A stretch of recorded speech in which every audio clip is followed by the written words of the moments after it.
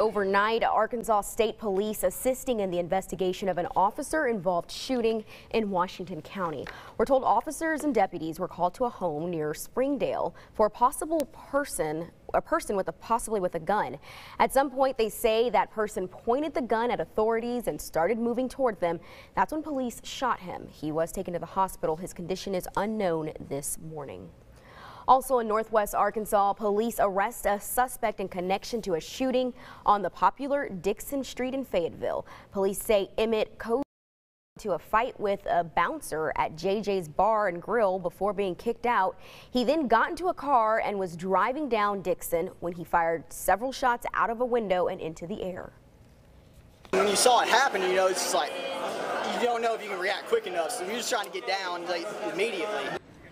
No other details have been released at this time. This morning, the investigation continues after a 13-year-old in Woodruff County shoots and kills his mother. Right now, the Sheriff's Department says it does not know what led up to the shooting. The sheriff says while this may be a homicide investigation, it is just too soon to know what unfolded at the home. We're relatively a quiet, peaceful county. We're real rural. It's Delta, farm ground. Our population 1,000 countywide, and we're here very little. It's a very sad day in Woodruff County. This is the first homicide we've had in 2018 countywide. Our thoughts and prayers are with the family right now, and until we get this solved. Deputies say the mother was shot once and died at the scene. It happened at the grandfather's home. We are told the grandfather has cut away. This morning, still no signs of the man North Little Rock police say stabbed an Indiana man who came to Arkansas to get his daughter. Michael Saxton says his daughter has been hopping trains since April. She met a man in Texas, then came to Arkansas. She says the man she met hit her Thursday night.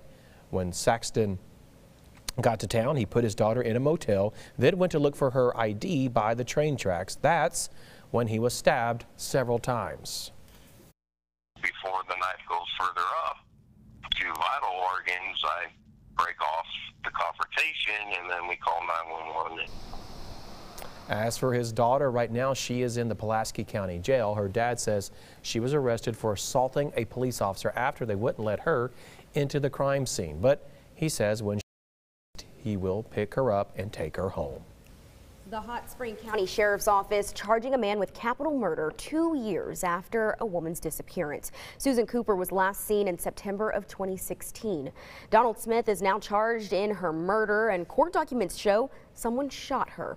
Last year, Cooper's former sister-in-law was charged in this case, but pleaded down to a lesser charge. Parents and kids are packing their backpacks, getting ready for the first day of school in less than 3 weeks. But teachers and administrators are packing their classrooms and schools with tools they need to keep kids safe this year. Fox 16's Isabella Moeller is breaking down the latest school safety meeting and what we can expect in schools across the state this year. Isabella? Hey, good morning, Pat. So this commission met for the first time since the governor released their priority list. And the priority list is a little bit longer and more in depth than school supplies list, which include pencils and notebooks and crayons. This priority list is an armed presence on every campus and more mental health services. One commissioner says armed personnel is at the top of their recommendations, but should be the last option to. Now, a member of the National PTA was happy to hear that the commission actually plans on hearing recommendations from students. It's only through their eyes that we truly know what's going on, and we have to make sure that they have a comfort zone with who they're speaking with. That PTA president also said she would rather see mental health improvements over arming staff. To see a full list of that priority list, we've linked that to our Facebook page. You can go to the Fox 16 Facebook page now. It's also, Pat, that there are several schools that have already made changes for the upcoming school year. Bald Knob announced this past summer that they are going to put cameras with audio capabilities at all of the main entrances, and they will start arming staff members. And in Clarksville, in that school district, they've already been doing that. They've already been arming staff since 2013 after Sandy Hook. So as soon as we find out more about more school districts putting in some of these safety precautions before the school year starts, we'll be sure to let you know. Live at the state capitol, Isabella Moeller, back to you. All right, Isabella, I'm sure there will be more schools too. Thanks a lot.